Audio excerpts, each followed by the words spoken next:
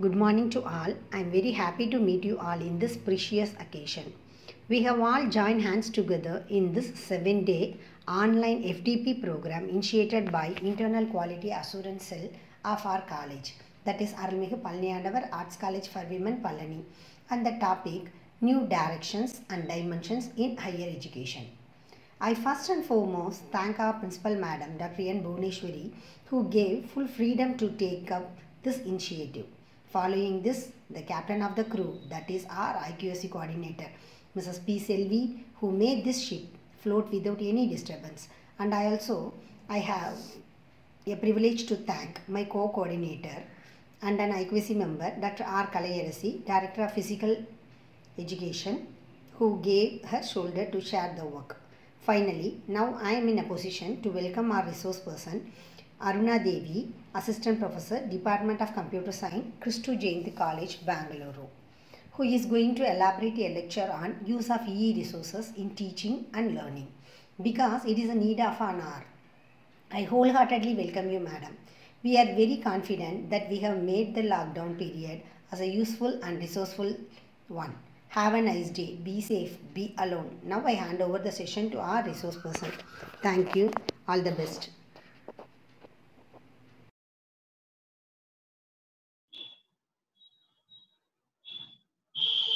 Good morning, one and all. Arulmigu Palaniyandavar College, Palani is organizing a 7-day online FDP on new directions and dimensions in higher education. And today we are going to have a session on use of e-resources in teaching. And I'll be with you discussing on this topic. And my name is Professor Aruna Devi K, Department of Computer Science PG, and also member of IQAC, Christu Jayanti College, Bangalore.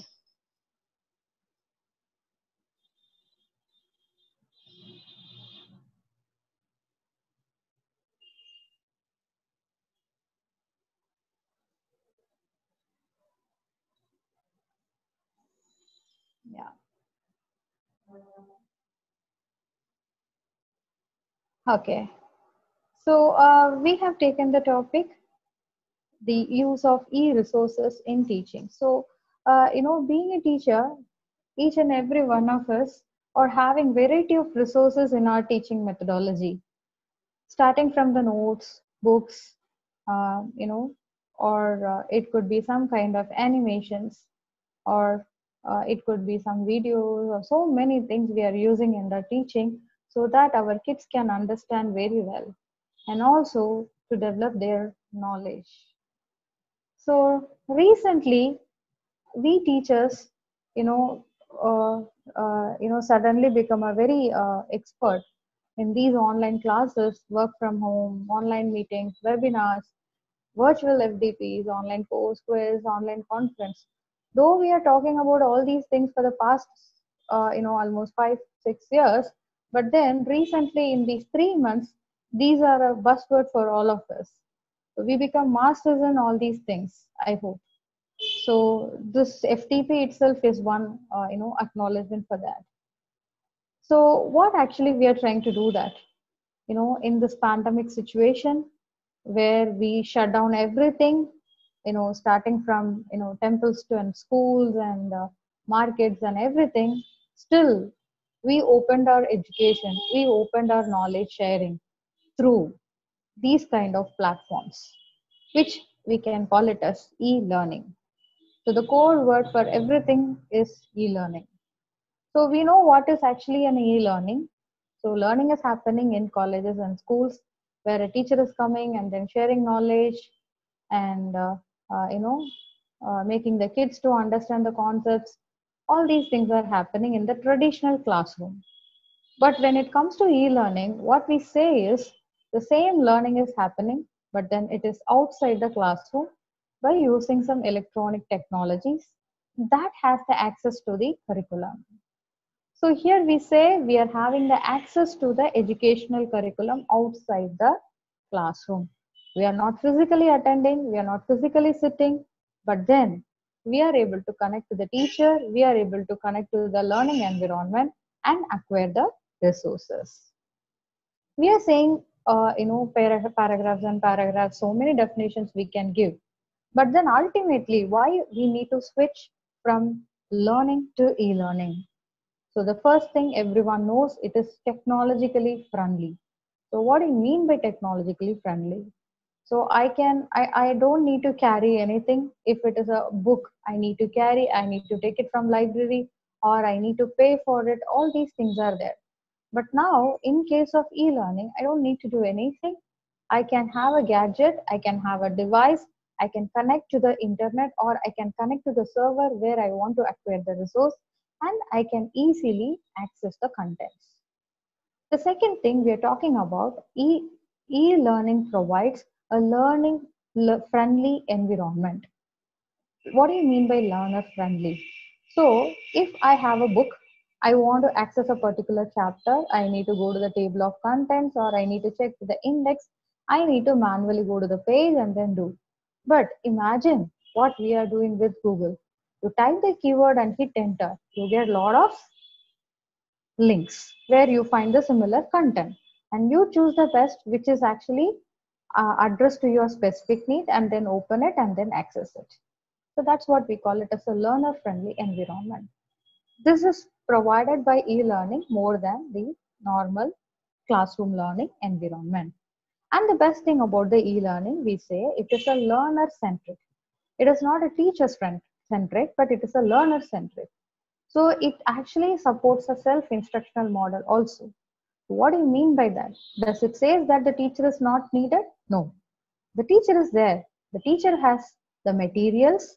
The teacher has put the materials in such a way that any learner can go and then learn it in their self-paced way, and you know also do some evaluation also. So that's what we are trying to say. And also we say that it is also friendly to the user as well as the teacher. In what way it is going to help the teacher? It is going to help the teacher because imagine a classroom lecture. If I have to write a particular formula derivation, I need to write so many things on the board, and by then the class is over, and again I have to redo it in the next class, or I need to borrow another class. But here I can keep it permanently in my own domain. I can take it, I can start from where I have left. So that is possible. And more than that, it is self-evaluative also. So I can have a quiz, I can have polls, or we can have something that the student can measure the performance then and there, and get to know where they stand.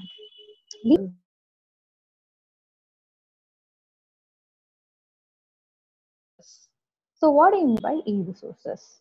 So our topic itself, use of e-resources, isn't it? So e-resources are nothing but some materials which are in digital format and accessible electronically. Fine. Okay. So we say that what and all can come under the e-resources. As we know, the first thing everybody remembers, electronic journals.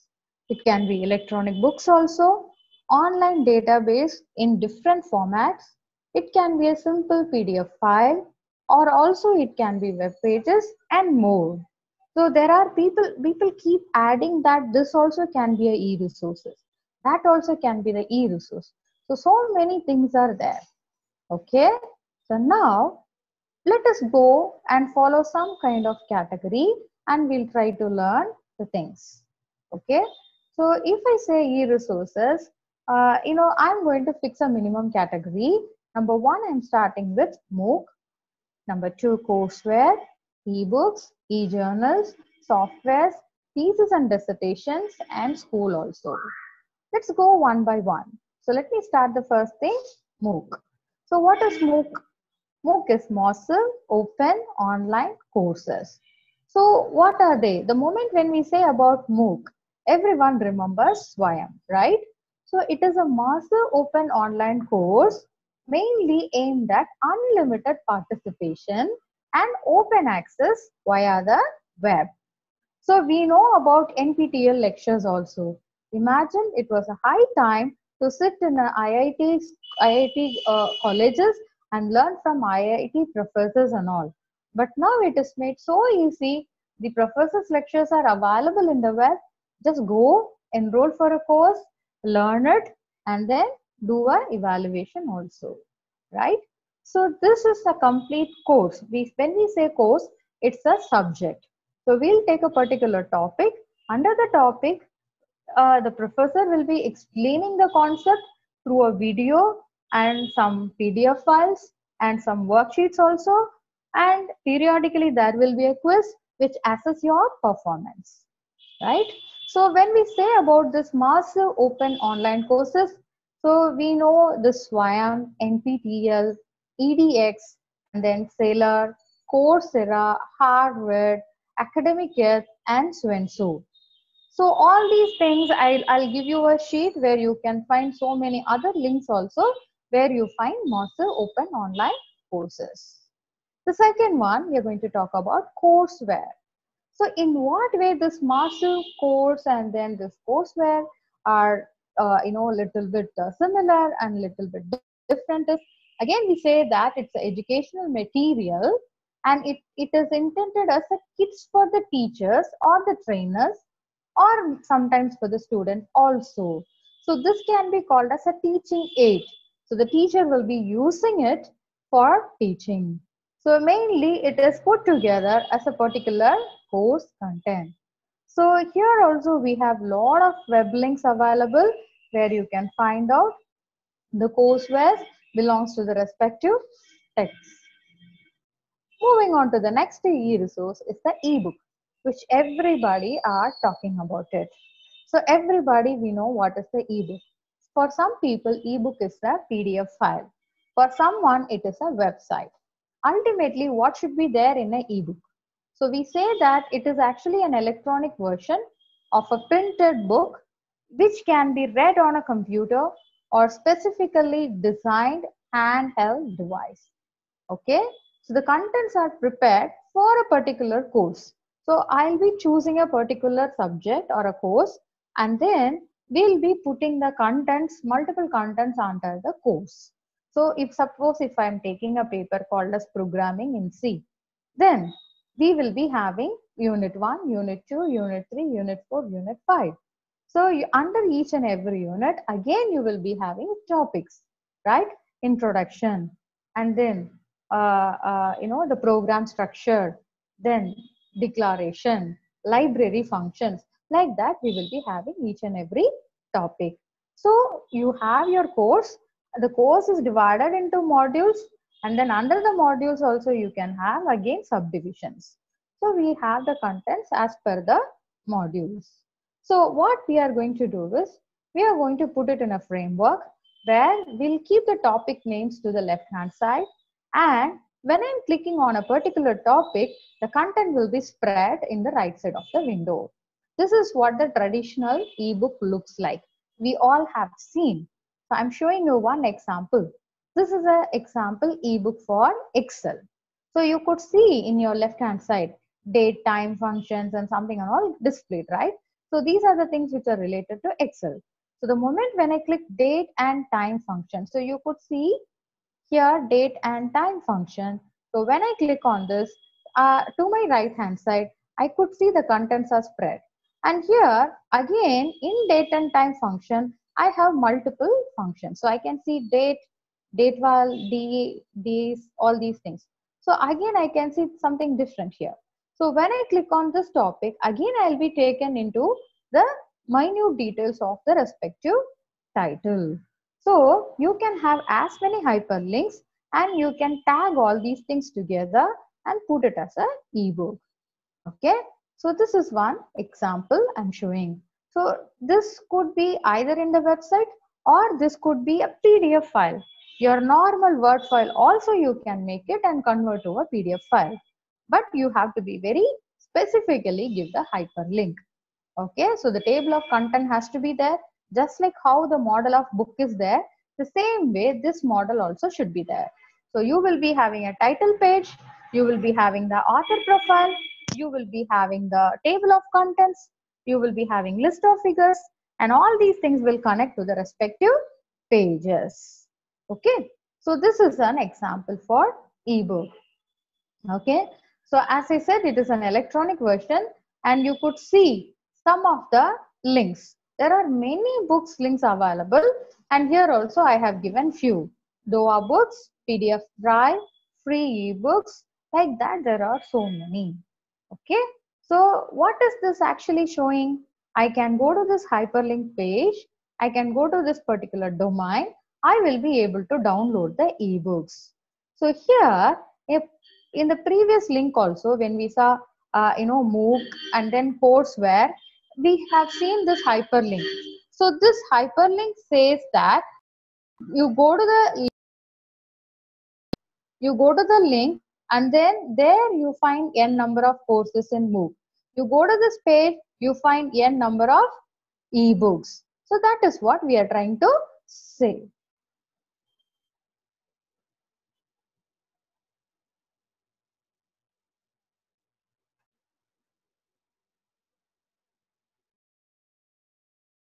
So that is what we are actually talking about, right? Okay, so now the next thing, ebooks means whether it should be only a PDF file and only courses and all we are having video. Is that is only we are calling it as book? No, you can have audio book also. So what do you mean by audio book? It is a recorded reading of a book that anyone can listen to. Okay, so the teacher can read, explain the concept, and record it as an audio file. It can be a poem, it can be a play, it can be a formula, it can be with respect to any domain. You can have one audio recording, and that can be called as an audio book. It can be stored as an MP3 file, and that file can be uploaded into the website. Okay, so that is called audio books. That also we can have. Now the very interesting thing is the e-journal. So e-journal is again an excellent higher order e-resource where you find the scholarly journals or intellectual magazines which will be accessed via electronic transmission. So the moment when we say journals, we are all researchers. We know what are the categories. We will be talking about Sci Index, Scopus Index, list of journals, all these things, right? So here I have given some of the journal links. When we go there, we will see there are some few open access journals and some are proprietary journals where you need to get a membership and then you can access. So what I am going to access from there? So I can access research articles, I can access some research papers, I can see some patents, I can see some proposals, thesis, or something which is related to the research where people have documented and published in the particular site. So we can go and we can read it and we can use it as a reference for our own work. Moving on to the next one, softwares. So far when we are talking about the e-resources, we always think about books and materials and videos. But suddenly there is a terminology comes as softwares. So you may be asking why software is relevant to me. Is it actually needed? I belong to English department. I belong to Maths department. How the software will be relevant for me? But we are trying to say that software is a e-resource that can be used in the teaching learning process. So how I can use the software, what softwares I can use it. So we say that the tools for presentation. So now we are seeing that we are looking into a presentation which is prepared by one software, Microsoft PowerPoint. So if I have some pictures, animations, audio, video, so all these things I need some supporting software. So together with that, I'm making a presentation. So that's what we say the tools required for presentation. Then the tools required for data management. What do you mean by that? I want to store my entire class data. So what data I will be having? Mark of my student, personal details of my student, all these things, my student achievement. And then even my profile, teacher's profile, department profile. So all these things I may be storing in one Microsoft Excel file, or I may be storing into a database. So that is what we call it as the data management software. I may be analyzing the data also. So data analysis tools also come into picture. I may be doing it in with very simple Excel, or I may go into Power BI, or I may want to use SPSS, MATLAB, or programming. Though we say that these are all computer software, but it is used in my teaching learning process. Okay, so not only for explaining to my student, but then for monitoring the class, for making a decision with respect to my class. So whom and all I can give another test, whom and all I can have different assignment. Instead of giving one assignment to all the students, I may divide the students into three groups, depends on their learning capacity, and then I want to give them assignment. So how do I assess? So I am having their entire details in the data management file.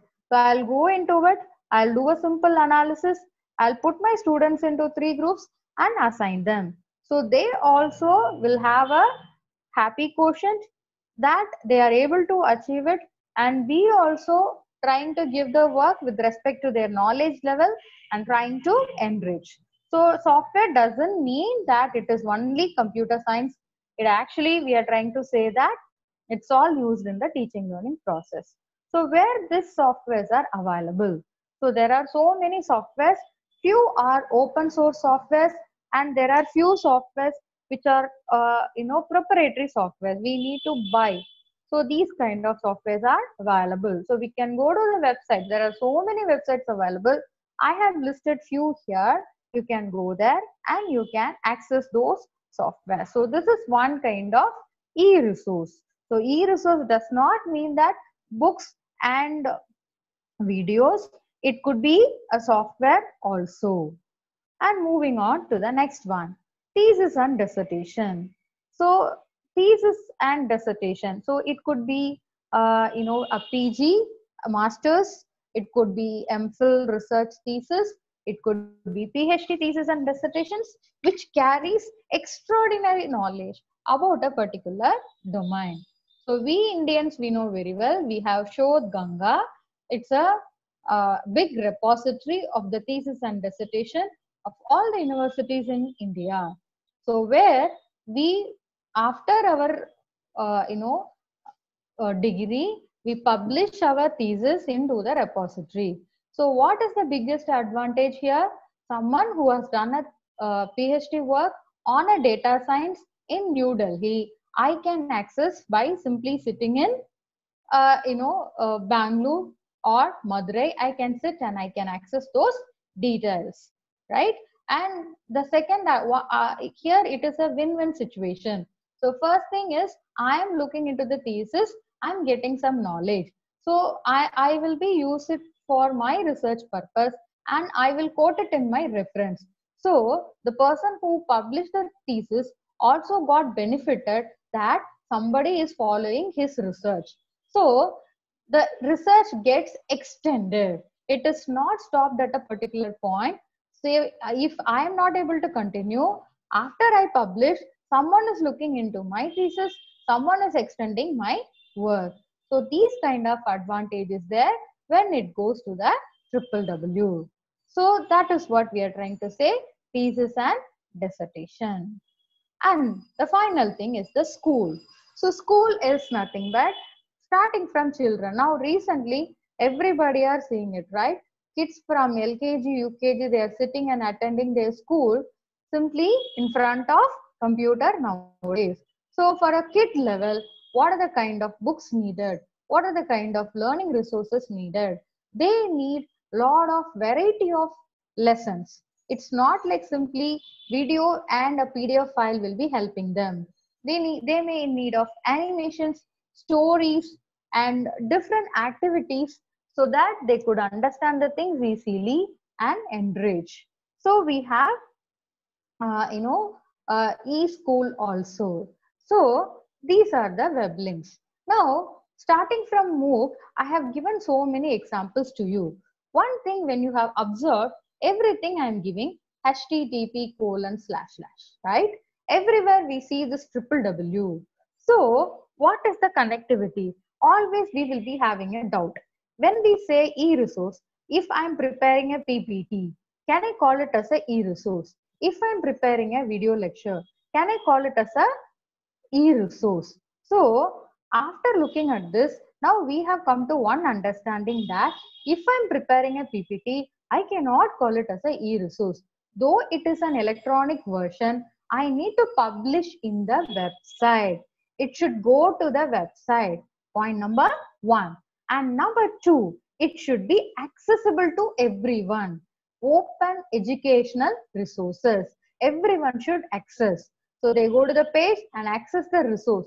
Then only it is a e-resource. So that's the understanding we got. So in that case, so what are the primary things I have to do? First of all, I need to create a e-content. Okay, I have to create some e-materials and then I have to publish it in the website. So we were seeing so many e-resources which was shared by other people. Now, why don't we create our own e-resource? Okay, so that is going to be the learning of today. How do I create my own e-resource?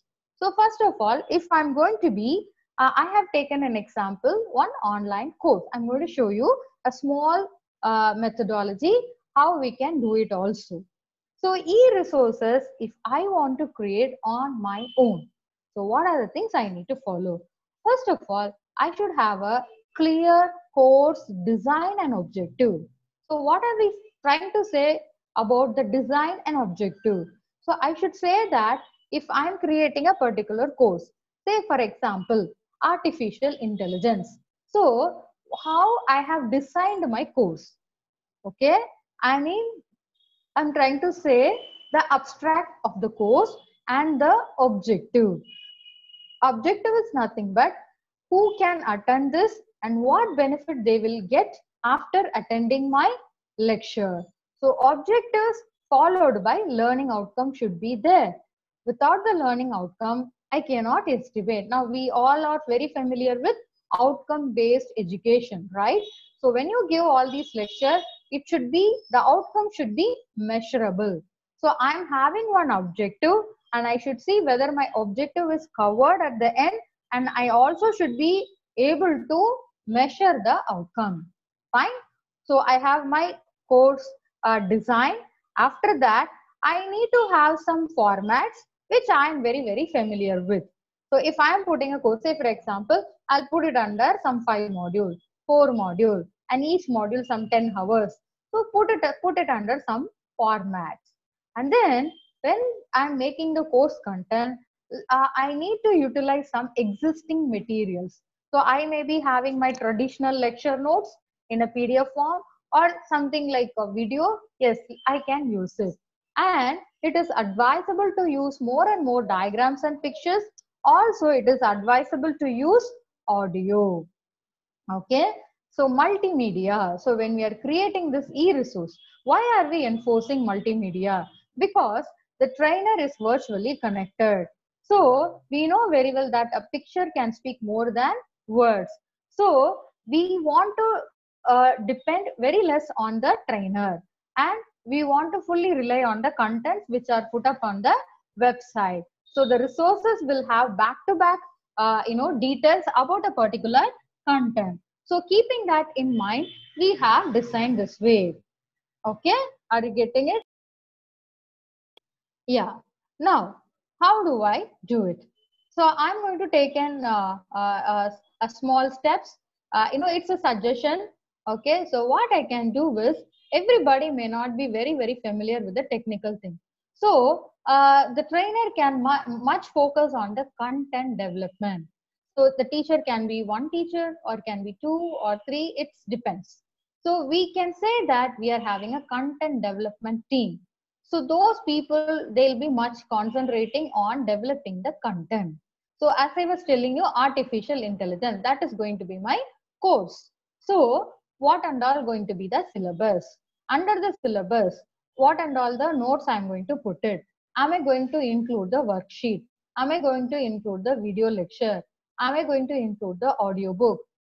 Should I include animation? All these things, the content development team will decide what and all I'm going to cover. Okay, but now I want to have an animation, but I may not be able to know how to design the animation, but I have an expectation. So I just want to visualize one brain cell communicating from one neuron to another neuron. So instead of I teach these things into this class, I just want to show it as an animation. So what I can do, I can tell the technological development team. Okay, I'm forming a team. The technological development team will help me to put all these contents into a e-resource. So they'll help me. So they'll take the contents from me and I'll tell them how I want it. Being a teacher, I'll tell them, see, I want this way. Okay, and they will develop it. And once it is ready, we were telling that it should go to the website, isn't it? So open educational resource repository. So aim for the existing repository. We can go to the existing repository, we can upload the content, or we can create our own repository.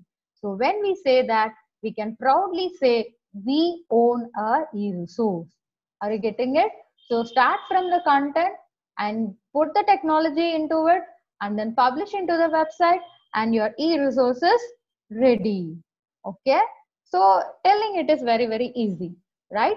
Let us see a small demo how we can do. So I have taken the example of Udemy. So I hope you all have heard about Udemy. Udemy is one online course provider. So I can share you the screen. I hope you could see.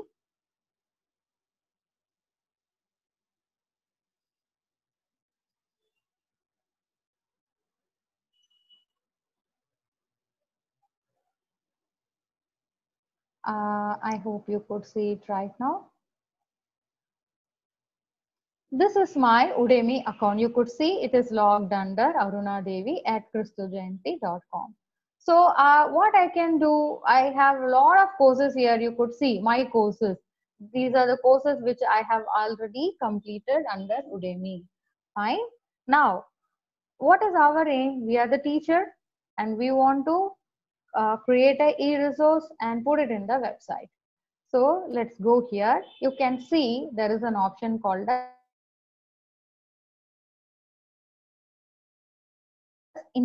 okay, click on the instructions.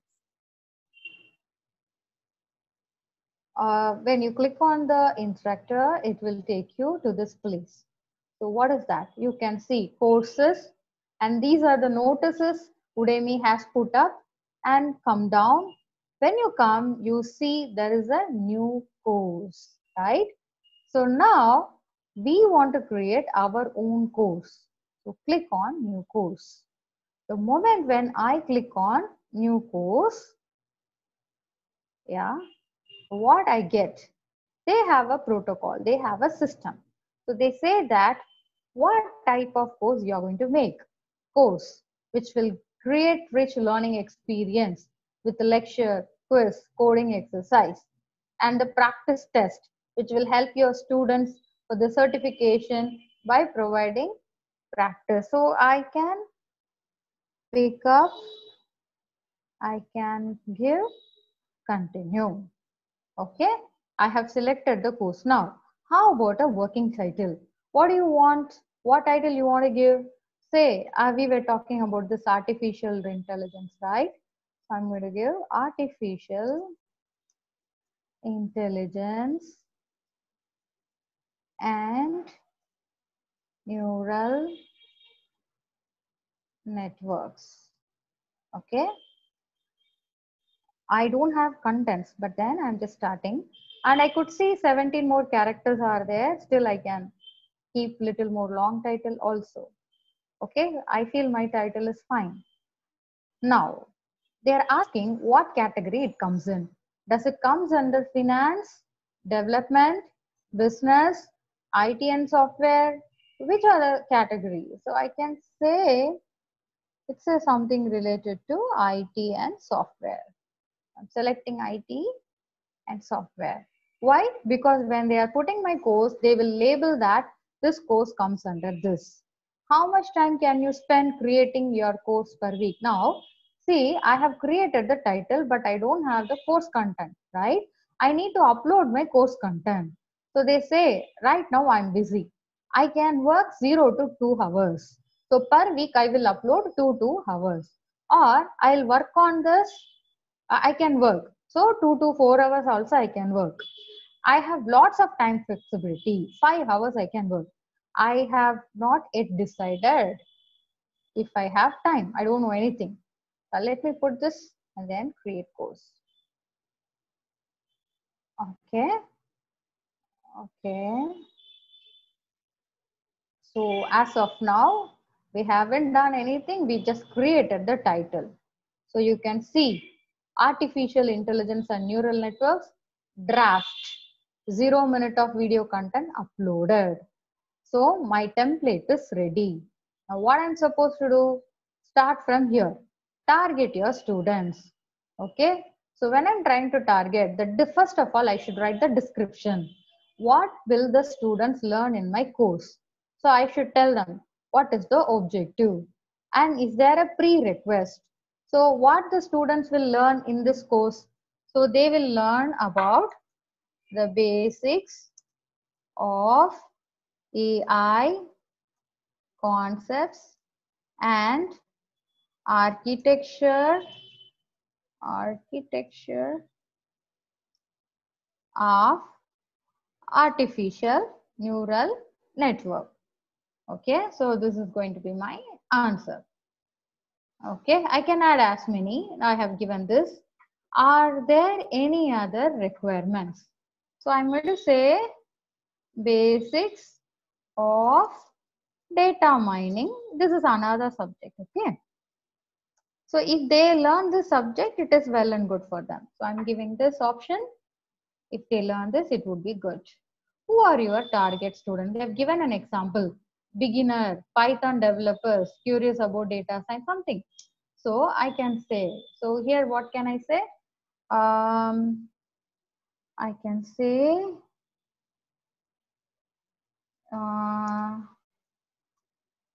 postgraduate computer science students. I can give anything. Yeah, my details are filled. Once it is filled, I can give save. Okay. The next thing, practice test. Okay. Here, what we are supposed to do, we need to attach the course content and also we can set the price for the course. And you can see bulk uploader. I can upload the curriculum here, right? I can upload the syllabus. Right now, I don't have it in hand. I can do it in near future. So when I click on it, what I can see, my computer Dropbox. So I can keep the file anywhere and I can access from there. And then I can just put it in under choose file. Okay. After this, we have a course landing page. So course landing page is the page which comes to everyone like this. This is the, this is kind of brochure. Course title, I can have subtitle, I can add some description about the course, why this course is important, what are the advantages, and then I'm going to use the English or any language. I can choose maybe expert level. After IT and software also, we have still more. I can give others and yeah. And here also course image, I can upload a file, I can upload the brochure. If I have a promotional video, I can upload it here. And I can update my biography about the author, who is it, and then I can go for a preview. When I click on preview, as of now we have very few details. This is how my course will look like. It's very happy to see my name here under Udemy. I feel so. I don't know about you. So, yes, you could try this way. I have not filled these details. Once I fill, all these things will come, right? Even see instructor rating, reviews, students, everything will come like this. Okay, this is under the preview. So let me go back and I'll give save. So all these things are saved right now, but still we have not put our course content, right? You all agree with me. 0 minute of zero video. Okay, so all these things we have to upload, and once it is ready, the student can enroll for the course, access your material, get the certification. Once everything is ready, I can give publish. Right now I cannot do it. It is in draft version. Okay, are you getting it? So instead of simply saying what is e-resource, what is e-resource, everyone knows what is e-resource. But we are all experts right now. We cannot say that I belong to a non-computer science department. So I'm with little far away from e-resource, because we all are becoming very masters. We are all attending online FDPs. We are taking classes through online platforms, Google Meet, Zoom, and all. So our next aim should be creating our own e-resource, which has to speak our name across the globe. So this way, when you do it, I hope that everyone, the entire globe will be talking about you. The people not only from our college, you know, college, apart from your college, other college student also will be accessing your material. They will also say that I learned from this madam, I learned from this sir, this particular college. I have not expected that from here I will get this much excellent material. We all are having knowledge. So the objective of a teacher is knowledge sharing. Let us do the knowledge sharing across the globe. I hope I have given some input to you on e-resources. So let me conclude. We all have moved from a classroom to virtual classroom and LMS, registers from books to e-content and files, but we are always unique. Nobody can equate us. We are always unique. I heartily thank the management and teachers of Arulmigu Palani Andavar College Palani, the IQAC team, for giving me a wonderful opportunity to connect with you all and explain the things. Thank you, one and all.